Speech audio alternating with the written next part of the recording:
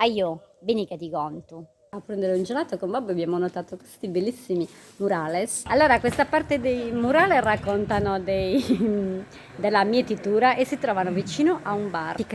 Questa invece è la panificazione, la signora in abito tradizionale con sovrastaggio, il forno, sta togliendo il pane dal forno perché si vedono le pagnotte nelle cesta. Questo invece è un insieme di parti del paese, la chiesa principale, la signora in abito tradizionale che trasporta una cesta di pane e un'altra signora in abito tradizionale che va a prendere l'acqua alla fonte, ma queste due località in realtà si trovano molto distanti tra loro. È stata un'idea del proprietario dei murales perché sono murales privati. Infine c'è questa, una coppia di signori che sta gustando un buon piatto accompagnato da del vino.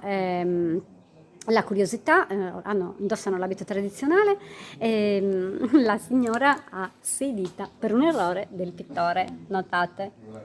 Bene, ora vi saluto e ringrazio il proprietario della bar pizzeria che gentilmente ci ha illustrato tutta la storia di questi murales e anche del suo paese, grazie.